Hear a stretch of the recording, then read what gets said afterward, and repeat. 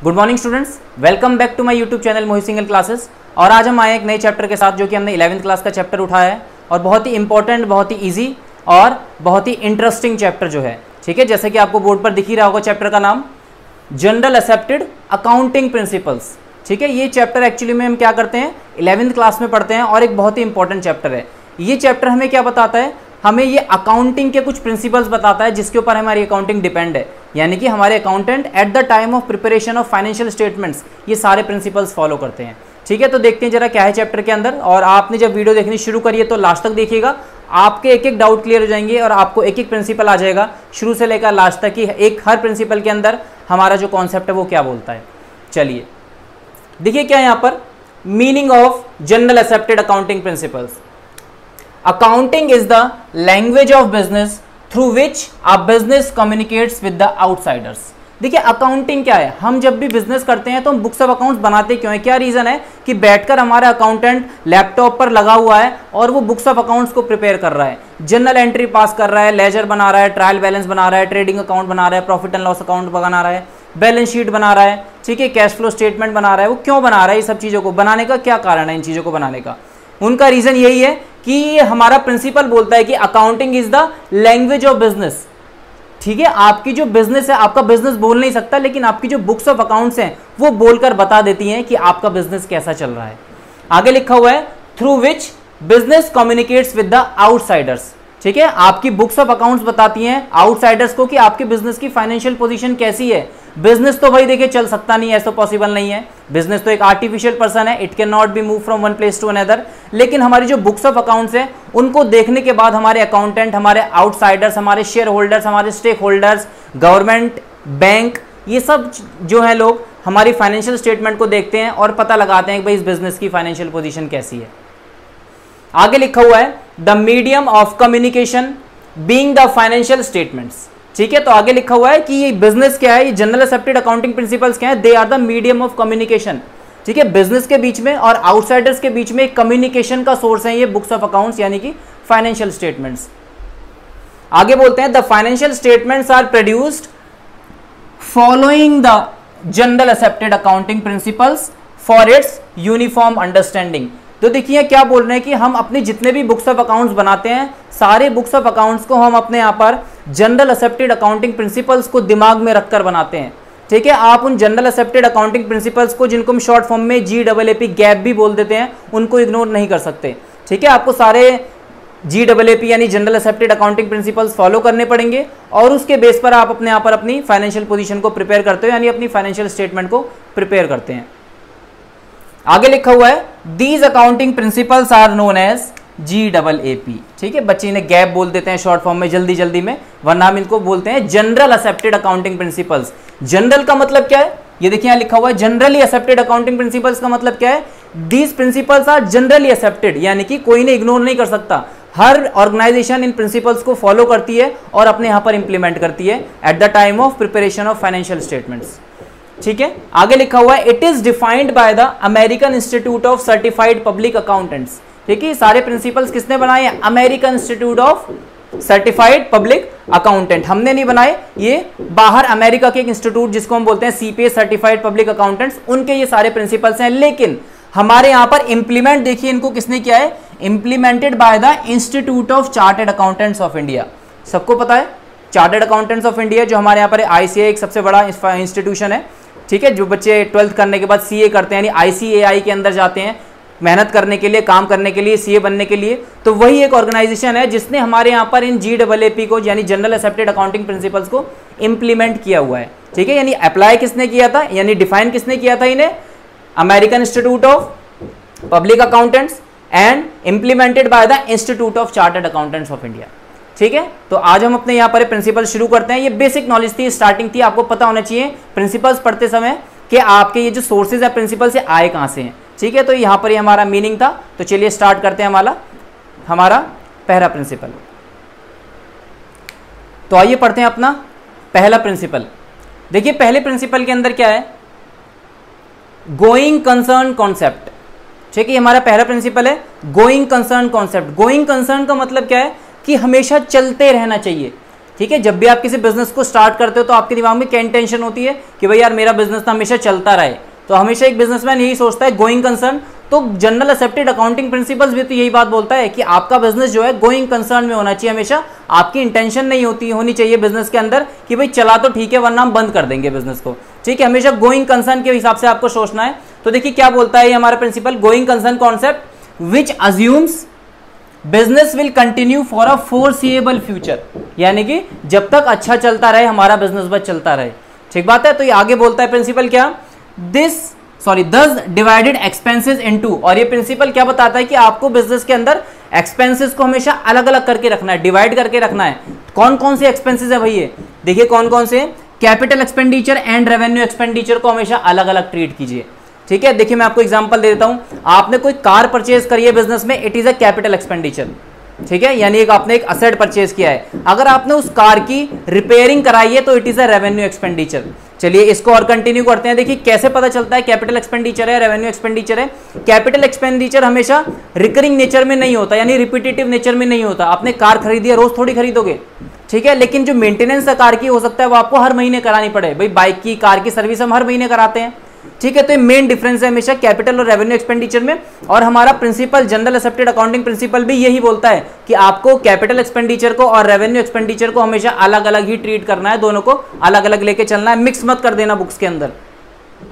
आगे बोलते हैं कि कैपिटल एक्सपेंडिचर जो आपने किया है उसके ऊपर आपको हर साल कैलकुलेट करना पड़ेगा कि उसके ऊपर डेप्रिसिएशन कितना लगता है। अभी आप पढ़ेंगे, आगे मैं बनाऊंगा उसके ऊपर भी वीडियो। डेप्रिसिएशन का मतलब क्या होता है, ठीक है, मैं थोड़ा सा आपको बता देता हूं। डेप्रिसिएशन का मतलब है कि हर साल किसी भी असेट की वैल्यू के अंदर जो भी रिडक्शन आते हैं उसको हम डेप्रिसिएशन बोलते हैं। ठीक है, भाई मैंने नई बाइक खरीदी है, उस बाइक को जब मैं 1 साल चलाऊंगा तो उसकी वैल्यू थोड़ी सी कम हो जाएगी। ठीक है, चाहे मैं उसको कितना ही ऊपर से चमका कर रखूं, पॉलिश वॉलिश मारकर हर टाइम टू टाइम में सर्विस करा रहा हूं, लेकिन उसकी वैल्यू कुछ तो कम हो रही है। रोड पर चल रही है, टायर तो घिसी रहे हैं। ठीक है, तो यानी उसके अंदर कुछ ना कुछ तो कम हो ही रहा है। तो इसी को बोलते हैं हम डेप्रिसिएशन। और ये प्रिंसिपल बोलता है कि आपका जो कैपिटल एक्सपेंडिचर है, यानी आपने जो गाड़ी खरीदी है, उस पर आपको हर साल कैलकुलेट करना पड़ेगा कि उसमें कितनी रिडक्शन हो रही है। ठीक है, और जैसे आप इस चीज को कैलकुलेट कर लोगे कितनी रिडक्शन हो रही है, आप इसको अपने प्रॉफिट एंड लॉस अकाउंट में लेके जाइए। और जो आपका जो रेवेन्यू एक्सपेंडिचर है, यानी कि जो आप हर महीने करते हो गाड़ी के ऊपर, ठीक है, चाहे पेट्रोल डल रहा है उसके अंदर, चाहे उसकी सर्विस हो रही है, किसी भी वे में जो आपका रेवेन्यू एक्सपेंडिचर हो रहा है उसको भी आपको प्रॉफिट एंड लॉस अकाउंट में लेके जाना है। ठीक है, तो जो आपके जो भी खर्चे होते हैं, यानी कि जो रिकरिंग नेचर के होते हैं, वो सारे हमारे प्रॉफिट एंड लॉस अकाउंट के अंदर डेबिट किए जाते हैं। ये हमारा पहला प्रिंसिपल है कि गोइंग कंसर्न कॉन्सेप्ट। तो देखिए हमारा सेकंड प्रिंसिपल क्या बोलता है, अकाउंटिंग एंटिटी कॉन्सेप्ट। इसमें लिखा हुआ है under this concept business is separate and distinct from its owners. देखिए कितना इंटरेस्टिंग प्रिंसिपल है। क्या बोलता है कि बिजनेस के अंदर जो बिजनेसमैन है और जो उसका बिजनेस है दोनों अलग अलग चीजें। भाई ऐसा तो नहीं हो सकता, लेकिन प्रिंसिपल बोलता है कि बिजनेसमैन और बिजनेस दोनों ही अलग अलग चीजें हैं। आगे बोलता है business transactions are recorded in the books of accounts from the business point of view and not from the owner's point of view. ये क्या बोलता है, बिजनेस के अंदर जितने भी हम ट्रांजैक्शंस रिकॉर्ड करते हैं, चाहे परचेजिंग की कर रहे हैं, चाहे सेलिंग की कर रहे हैं, purchase return, sales return, carriage inward, carriage outward, depreciation, जो भी ट्रांजैक्शन हम करते हैं वो सारी हमारी बिजनेस के पॉइंट ऑफ व्यू से होती है, ना कि बिजनेसमैन के पॉइंट ऑफ व्यू से। यानी आपकी मर्जी नहीं चलेगी, भाई बिजनेसमैन की मर्जी नहीं चलती किसी भी चीज़ को रिकॉर्ड करने में। उसको तो प्रिंसिपल्स बता दिए गए हैं, उसको रूल्स बता दिए गए हैं डेबिट और क्रेडिट के, उसके हिसाब से उसको रिकॉर्ड करना है। अपनी मर्जी वो कभी नहीं चला सकता at the time of passing the journal entries और प्रिपरेशन ऑफ लेजर अकाउंट्स। आगे बोलते हैं owners are separate from business. This concept is applicable to the sole proprietorship, partnership and company. चाहे आप सिंगल बिजनेसमैन हो, चाहे आपकी कोई पार्टनरशिप फॉर्म है, चाहे आपकी बहुत बड़ी कोई कंपनी है, सब में यही बात बोलते हैं कि businessman and business are both the different parties. इसके लिए ऊपर मैं आपको देखिए एक एग्जांपल देता हूँ, छोटा सा, बहुत रियल एग्जांपल है। एक ना मिस्टर सोलोमन थे, एग्जांपल है देखिए। मिस्टर सोलोमन क्या थे, लेदर के मर्चेंट थे। उन्होंने क्या करा, लेदर का काम को उन्होंने सोचा इसको बड़ा करने की सोचते हैं, तो उन्होंने अब क्या करा, अपने बिजनेस को ना Solomon and Solomon company limited में बदल दिया। ठीक है, पहले तो मिस्टर सोलोमन थे, अब उनका बिजनेस हो गया Solomon and Solomon company limited. जैसे उन्होंने उसको अपने कंपनी में कन्वर्ट किया तो उन्होंने क्या करा, बैंक से लोन लिया, शेयर होल्डर से पैसे लिए और काफ़ी सारे लोगों से उन्होंने पैसे लिए। कुछ टाइम उन्होंने पैसे से बिजनेस किया और उसके बाद उनका बिजनेस डूब गया। ठीक है, बिजनेस डूबने के बाद वो सारे लोग आ गए, लाइए सर हमारे फटाफट से हमारे पैसे निकालिए। कुछ शेयर होल्डर्स कह रहे हैं लाइए पैसे दीजिए, बैंक कह रहे हैं लाइए पैसे दीजिए। मिस्टर सोलोमन ने क्या कहा कि भाई साहब आपसे पैसे किसने लिए थे, Solomon and Solomon company limited ने, मैं तो मिस्टर सोलोमन हूं, आप कंपनी से मांगिए। कह रहे अरे ऐसे ये क्या बोल दिया आपने। तो देखिए ये क्या हुआ, ये केस ना कोर्ट के पास गया, ठीक है। कोर्ट ने भी देखिए क्या डिसीजन लिया, कोर्ट ने बोला क्या कि आपने पैसे जो दिए थे वो Solomon and Solomon company limited को दिए थे, ना कि mister Solomon, therefore mister Solomon is not liable to pay. वो पे नहीं करेंगे, कंपनी पे करेगी, कंपनी के असेट्स को हम सेल करेंगे और उसके बाद आपकी पेमेंट की जाएगी, ठीक है। तो यानी कि कहने का मतलब क्या है, जब एक बिजनेस जो है कंपनी में कन्वर्ट कर दिया जाता है तो कंपनी और बिजनेसमैन दोनों सेपरेट हो जाते हैं, कंपनी अपनी लायबिलिटी पे करती है और बिजनेसमैन अपनी लायबिलिटी पे करता है। इसी सोलोमन के केस में भी ऐसा ही हुआ, कंपनी ने पैसे लिए थे तो कंपनी ही पे करेगी, ठीक है। तो ये था हमारा सेकंड प्रिंसिपल। थर्ड में क्या है हमारा, देखिए money measurement concept. Under this concept transactions and events that can be measured and expressed in the terms of money can only be recorded in the books of accounts। देखिए principal क्या बोलता है, अगर आप अपने बिजनेस के अंदर हर transaction को मनी में एक्सप्रेस कर सकते हो तो हम उसको बुक्स ऑफ अकाउंट्स में लिख सकते हैं। भाई ये तो बिल्कुल ईजी सी बात है और ये बात बिल्कुल एक्सेप्ट भी की जाएगी। जिसकी आपको मनी ही नहीं पता उसको लिखोगे कैसे, ठीक बात है। भाई कंपनी ने कहा भाई हमने 1 लाख रुपए की सेल करी है, आपने 1 लाख की सेल करी है तभी तो आप उसको लिखोगे बुक्स में, भाई हमने सेल की है 1 लाख रुपए की, ठीक है। अगर कंपनी कह रही है सेल तो करी है लेकिन ये नहीं पता कितने की सेल करी थी, तो रिकॉर्ड कैसे करोगे भाई। तो अगर आप मनी की फॉर्म में उसको एक्सप्रेस कर सकते हो, उसको आइडेंटिफाई कर सकते हो, तो ही आप उसको बुक्स ऑफ अकाउंट्स में लिख सकते हो।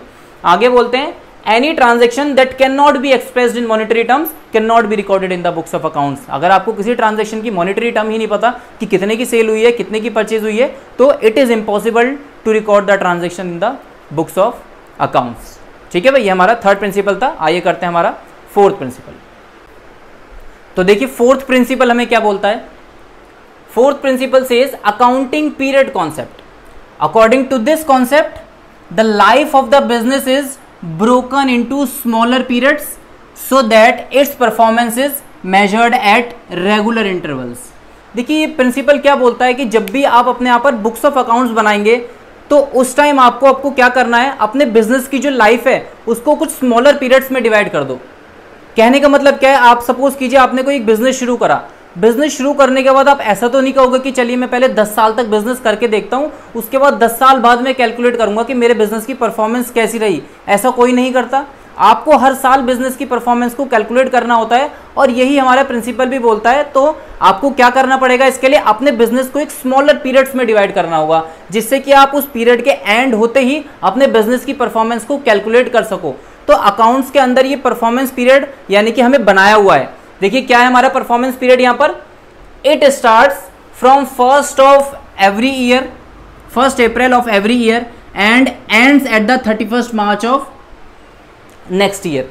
यानी कि आप 1 अप्रैल से बिजनेस स्टार्ट करते हो, ठीक है, और अपना 31 मार्च नेक्स्ट ईयर तक आप अपने बिजनेस को करने के बाद उसकी परफॉर्मेंस को कैलकुलेट करते हो। ये फाइनेंशियल ईयर होता है विच starts from 1st April and and on 31st मार्च। ये कैलेंडर ईयर नहीं है जो हमारे हमारे घरों पर जो फॉलो किया जाता है वो जनवरी से दिसंबर वाला, ठीक है। वहां पर हम जनवरी से दिसंबर फॉलो करते हैं। अकाउंट्स की बुक्स प्रिपेयर करते टाइम हम फाइनेंशियल ईयर फॉलो करते हैं विच starts from 1st April and and on 31st मार्च। तो जैसे ही 31st मार्च पूरी हो जाती है तो हमारा बिजनेसमैन फटाफट अपनी trading account, profit and loss account और बैलेंस शीट को देखता है और कैलकुलेट करता है कि मैंने इस साल कितना प्रॉफिट अर्न किया। बैलेंस शीट को देख के पता लगाता है मेरे पास कितने के असेट्स हैं, मेरे पास कितने की लायबिलिटीज हैं, ठीक है, और उस हिसाब से वो फ्यूचर के अंदर अपनी प्लानिंग को दोबारा से स्टार्ट कर देता है, ठीक है। तो ये हमारा फोर्थ प्रिंसिपल था। फिफ्थ प्रिंसिपल देखिए क्या बोलता है, कंप्लीट डिस्क्लोजर कॉन्सेप्ट। ये क्या बोलता है, according to this principle there should be a complete and understandable reporting on the financial statements of all the significant information relating to the economic affairs of the entity।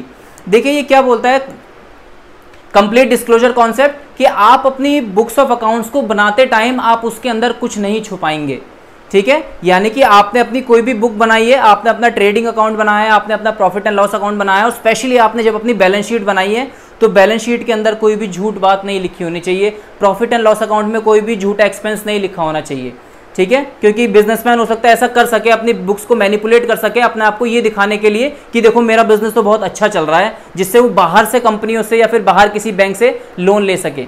तो आपको अपनी books के अंदर complete disclosure दिखाना है कि आपका business अच्छा चल रहा है तो अच्छा दिखाइए, बुरा चल रहा है तो बुरा दिखाइए, आपने किसी से लोन लिया हुआ है तो दिखाइए बैलेंस शीट में कि हमने भाई लोन लिया हुआ है, हमने इतने के शेयर्स इशू करे हुए हैं, हमने इतने के डिवेंचर्स इशू करे हुए हैं और इतना पब्लिक के पास हमारी डिपॉजिट्स है, बैलेंस शीट में हमारे पास इतने असेट्स हैं, हमारी इतनी लायबिलिटीज़ है, हमारे यहाँ पर फर्म में इतना अमाउंट इन्वेस्ट किया हुआ है। आपको फुल डिस्क्लोजर रखना पड़ेगा तो आपको कोई प्रॉब्लम नहीं होगी, और जब आप फुल डिस्क्लोजर रखोगे तभी आपके यहाँ पर कंपनी के अंदर चार्टर्ड अकाउंटेंट उसको प्रॉपर तरीके से ऑडिट भी कर पाएगा, वरना ऑडिट करते समय वो पकड़ लेगा कि सर आपने यहाँ पर कुछ गलत करा हुआ है, कुछ गड़बड़ी हमें दिखाई दे रही है।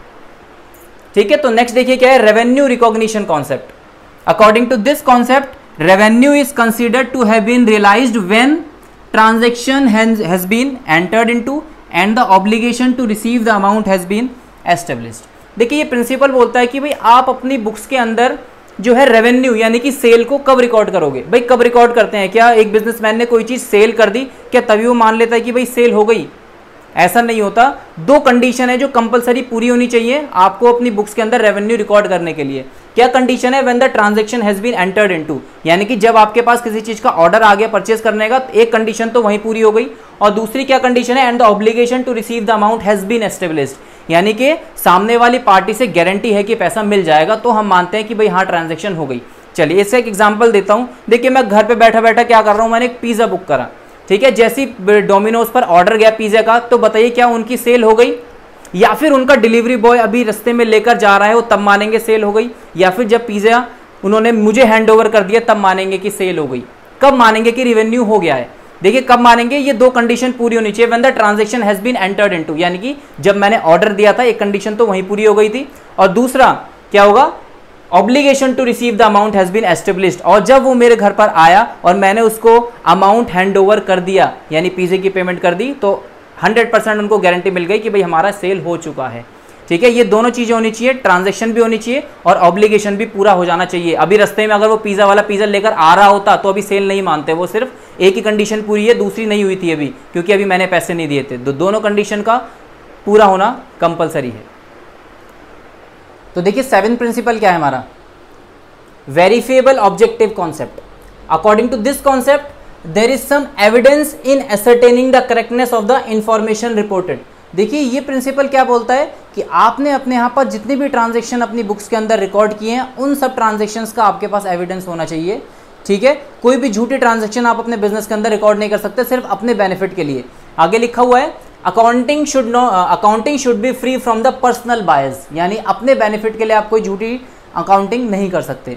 आगे लिखा हुआ है it means accounting transactions are evidence and supported by the business documents. जितने भी आपने ट्रांजैक्शन किए हैं उन सब का एविडेंस होना चाहिए और उन सब ट्रांजैक्शंस की आपके पास एक बिजनेस डॉक्यूमेंट होनी चाहिए। जैसे कि यहाँ लिखा हुआ है कोई भी कैश मेमो हो आपके पास, यानी कैश बिल हो, कोई भी सेल बिल हो आपके पास, या फिर और भी कोई डॉक्यूमेंट हो जो एविडेंस हो, जो प्रूव कर दे हाँ भाई ये ट्रांजैक्शन बिजनेस के अंदर हुई है।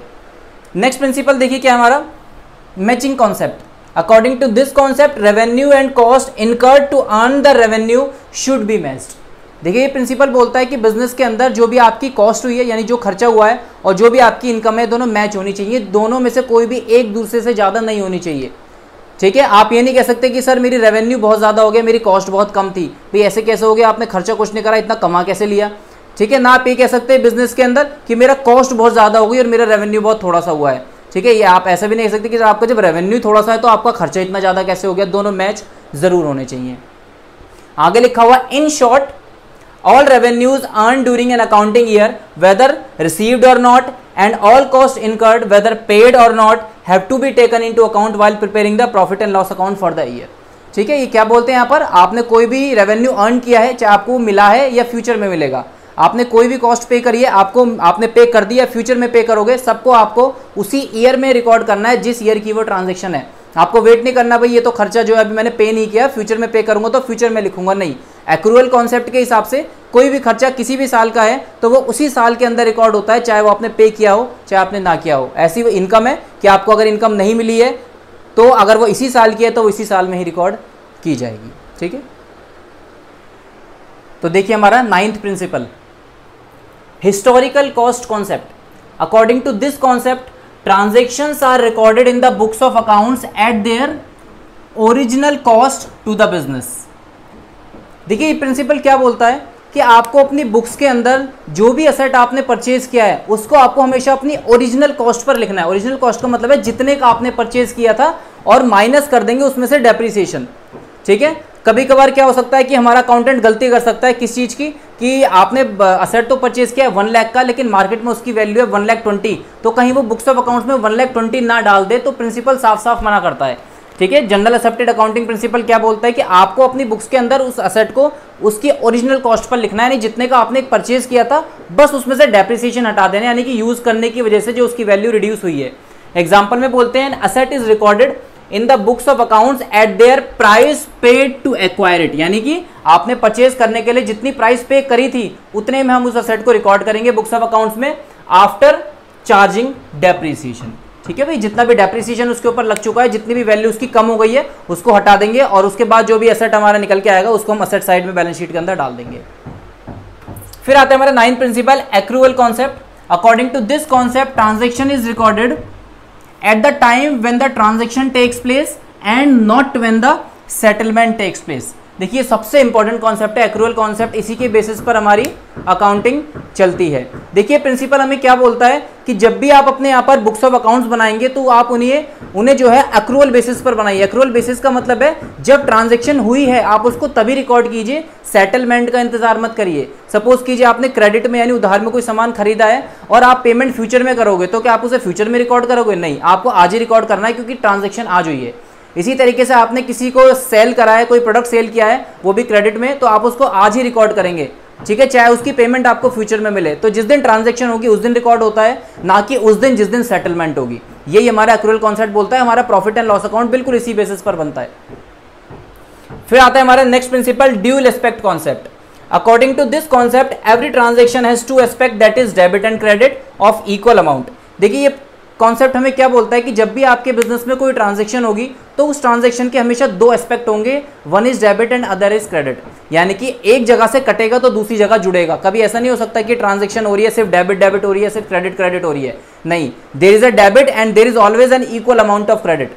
लिखा हुआ है यहाँ पर if there is any debit there is always an equal amount of credit. Suppose कीजिए मैंने आपको कुछ पेमेंट पे करी है, तो दोनों ही तो ट्रांजैक्शन हो रही है, मेरे पास से जा रहे हैं आपके पास आ रहे हैं, या आपने मुझे पे करा है तो आपके पास से जा रहे हैं मेरे पास आ रहे हैं। हम ऐसे नहीं बोल सकते कि सिर्फ आपके पास ही आ रहे हैं, खाली किसी के पास से तो जा भी रहे हैं, यानी डेबिट भी हो रहे हैं किसी के पास से और किसी के अकाउंट में वो क्रेडिट भी हो रहे हैं। तो देखिए हमारा 12th प्रिंसिपल क्या बोलता है। 12th principle says materiality concept.